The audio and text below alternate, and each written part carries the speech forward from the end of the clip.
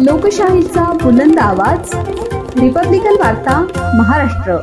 राष्ट्रीय आरोग्य अभियानांतर्गत कंत्राटी कर्मचारी यांचे नियमित शासन सेवक समायोजन होत असलेल्या विलंबाबाबत व कर्मचारी यांच्या वेतनवाढ, बदली धोरण, EPF, insurance service scheme, CH व मागण्यांसंदर्भात बैठक लावण्यात यावी व विविध मागण्यांचे निवेदन राज्यमंत्री इंद्रनील नाईक यांना देण्यात आले।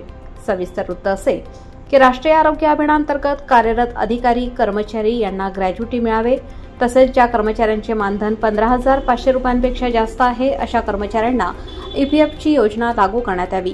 आरोग्य कर्मचारी कर्तव्य बजावत असताना अपघाती मृत्यू झाल्यास 50 लाख अनुग्रह देण्यात यावे, तसेच कायमस्वरूपी अपंगत्व आल्यास 25 लाख सानुग्रह अनुदान मिळण्यात यावे। आशा स्वयंसेविका व गटप्रत्यय यांचे सानुग्रह अनुदान 5 मार्च 2025 अंगणवाडीतील कर्मचारी यांना गटविमा लागू करण्यात आला आहे। त्या धर्तीवर आरोग्य अभियानांतर्गत अधिकारी कर्मचारी यांनाही अट विमा लागू करण्यात यावा। सन 2016-2017 पूर्वीपासून कार्यरत कर्मचारी यांच्या वेतनात 25% वाढ करण्यात यावी। समुदाय आरोग्य अधिकारी यांचे केंद्र शासनाच्या मार्गदर्शक सूचनांनुसार 10 वर्षाची अट शिथिल करून समायोजन धोरण लागू करावे। 19 वर्ष व त्यापेक्षा जास्त सेवा केलेल्या कर्मचाऱ्यांचे वार्षिक मूल्यमापन अहवाल त्या आधारे पुनर्नियुक्ती प्रक्रिया बंद करावी। कंत्राटी अधिकारी व कर्मचारी यांना अतिदुर्गम भागात हर्षदीप अलाउन्स व नक्षलग्रस्त भागाप्रमाणे सर्व भरती लागू करावी। नागपूर व जालना जिल्ह्यातील सपोर्ट समायोजन नियुक्ती आदेशाची अंमलबजावणी करावी। BAMSS तृतीय अधिकारी कर्मचारी प्रत्येक प्राथमिक आरोग्य केंद्रात निर्माण करावे इत्यादी मागण्यांचे निवेदन राज्यमंत्री नामदार नाईक यांना देण्यात आले। दिलेल्या निवेदनाबाबत राज्यमंत्री यांनी सकारात्मक पाठपुरावा करू असे म्हटल्याचे PRO यांच्या मार्फत कळवण्यात आले आहे। कोविड काळात जो आम्ही सेवा दिलेली आहे, आमच्या कुटुंबाची पर्वा नाही केली, आमच्या लेकरा बाळाची पर्वा नाही केली, आम्ही आमचे तनमन धन पूर्ण याच्यात हे केलेलं आहे, पण शासन आम्हाला अजूनही सेवेत कायम करायला तयार नाही आहे। आमचे काही कर्मचारी या सेवेत सेवा देताना मृत पावले, ॲक्सिडेंट मृत पावले, कोणी अटॅकनं मृत पावले, तरी शासन आमची दखल घेत नाही आहे। फक्त शासन आम्हाला जनावरासारखं वापर करून घेत आहे।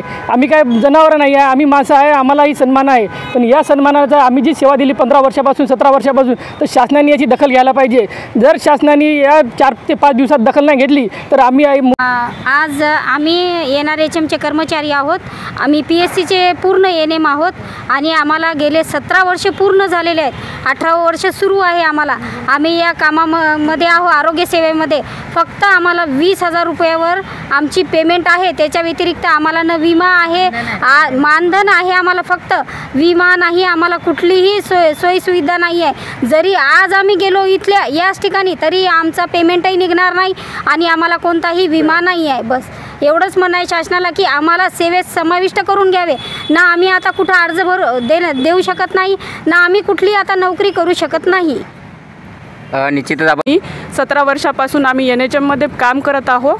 समान काम समान वेतन आम्हाला मिळत नाही, तरी परंतु सरकारने आमच्याकडे लक्ष देऊन 24 मार्च 2024 रोजी जो GR काढला की 10 वर्षावरील कर्मचाऱ्यांना कायम करण्यात येणार आहे, परंतु आज तागायत त्या GRवर अंमलबजावणी झालेली नाही आणि ती अंमलबजावणी व्हावी यासाठी आम्ही सर्व कर्मचारी येथे जमलेलो आहोत आणि मंत्र्याला निवेदन देण्यासाठी हजर असताना मंत्री आम्हाला भेटले नाही, तरी परंतु त्यांनी जो पाठपुरावा केला त्यासाठी आम्ही त्यांचे धन्यवाद करतो आणि शासन दरबारी आमची व्यथा ते मांडणार आहेत, ह्यासाठी त्यांचे धन्यवाद करतो। आणि सर्वांमते आम्ही एकच विनंती करतो की यापुढे आमचा आवाज हा शासनापर्यंत पोचला पाहिजे आणि आमची NM भगिनी असो किंवा NHMचे कोणतेही कर्मचारी असो, आम्हाला समान काम समान वेतन आणि शासनाच्या GRवर अंमलबजावणी झाली पाहिजे, हीच आमची मागणी आहे।